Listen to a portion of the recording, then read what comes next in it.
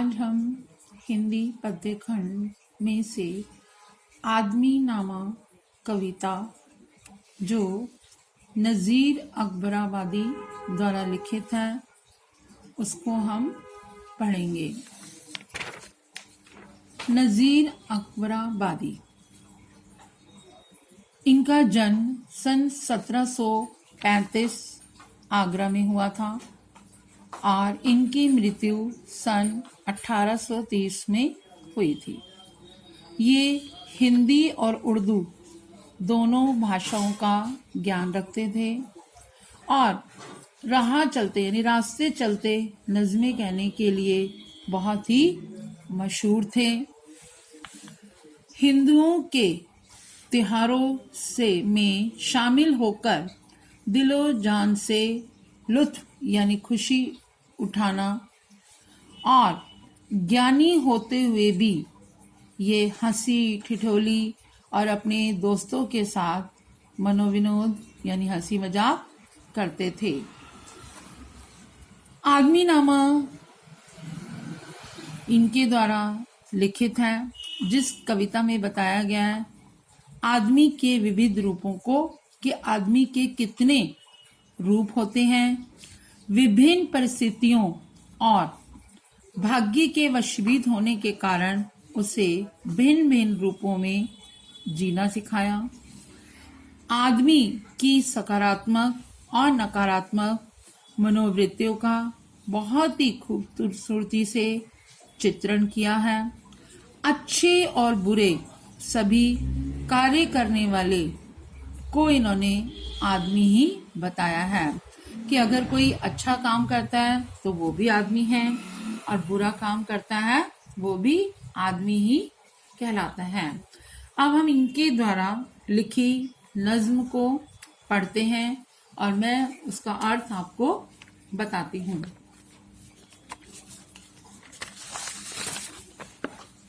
दुनिया में बादशाह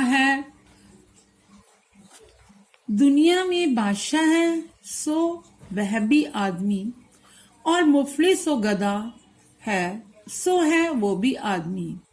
जरदार बेनवा है सो है वो भी आदमी, नियमित जो खा रहा है सो है वो भी आदमी। टुकड़े चबा रहा है सो है वो भी आदमी।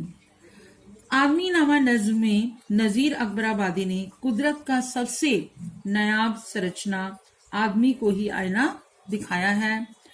कवि ने आदमी की अच्छाइयों बुराइयों उसकी सीमाओं और संभावनाओं को बड़े ही रोचक ढंग से प्रस्तुत किया है।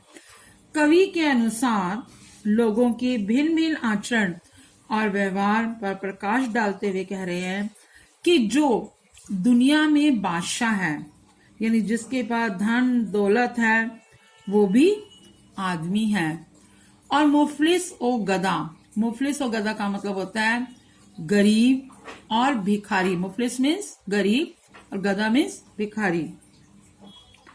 तो जो गरीब और भिखारी है वो भी आदमी ही है।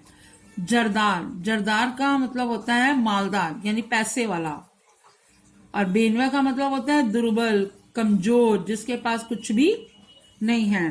तो जिसके पास बहुत धन दौलत है वह भी आदमी ही है, और जो कमजोर है वह भी आदमी है।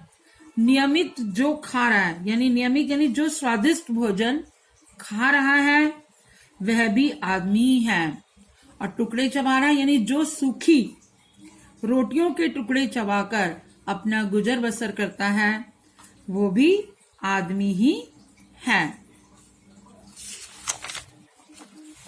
मस्जिद भी आदमी ने बनाई है या मियाँ बनते हैं आदमी ही इमाम और खुद बख्वा, पढ़ते हैं आदमी ही कुरान और नमाजियाँ, और आदमी ही उनकी चुराते हैं जूतियाँ।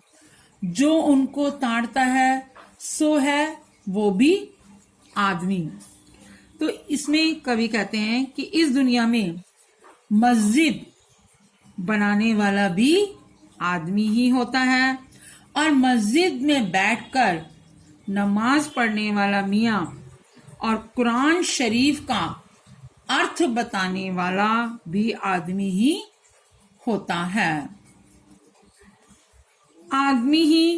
आदमी ही कुरान शरीफ का अर्थ सुनते हैं और मस्जिद में जाकर नमाज पढ़ते हैं, और जो नीच यानी दुष्ट स्वभाव के व्यक्ति होते हैं वे मंदिर में जाकर इमामों और नमाज पढ़ने वालों की जूतियां चुराते हैं, और वो भी आदमी ही होते हैं जो जूतियां चुराने वाले चोरों को देख लेता है, उनके ऊपर नजर रखता है और उन्हें रोकता भी है, तो वो भी आदमी ही कहलाता है। या आदमी पे जान को वारे है आदमी, और आदमी पे तेग को मारे है आदमी। पगड़ी भी आदमी को उतारे है आदमी, चिल्ला के आदमी को पुकारे है आदमी। और सुन के दौड़ता है सो है वो भी आदमी। इसमें कवि जो है मनुष्य को उसकी असलियत बताता है। वो कहता है वे मनुष्य जो अन्य आदमी के ऊपर अपनी जान न्यौछावर करता है, तो वो भी आदमी ही है। और एक वो आदमी जो दूसरे आदमी को मारने के लिए तलवार निकालता है, तो वो भी आदमी ही है। और जो सरेआम दूसरे की इज्जत उतारता है, उसके पगड़ी उछालता है, तो वो भी आदमी ही है। और जो मुसीबत पड़कर मदद के लिए चिल्लाता है, वो भी आदमी है। और जो उसकी आवाज को सुनकर उसकी मदद करने के लिए दौड़ता है, वो भी आदमी ही है। अशरफ और कमीने से ले शाह ता वजीर, ये आदमी ही करते हैं सब कारे दिल पजीर। या आदमी मुरीद है और आदमी ही पीर, अच्छा भी आदमी ही कहता है ए नजीर। और सब में जो बुरा है सो है वो भी आदमी। तो इसमें कवि कहते हैं कि कुछ आदमी शरीफ होते हैं, तो कुछ आदमी कमीने यानी नीच स्वभाव के होते हैं।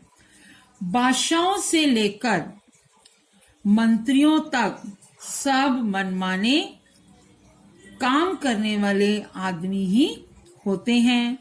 इस दुनिया में आदमी ही शिष्य होता है और आदमी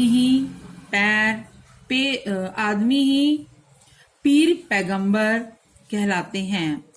अच्छा काम करने वाला भी आदमी ही होता है और बुरे काम करने वाला आदमी ही होता है।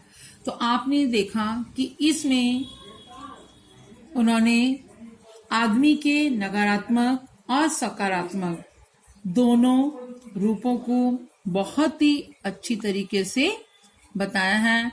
आशा है कि आप लोगों को ये नज्म का अर्थ अच्छी तरह से समझ आ गया होगा। धन्यवाद।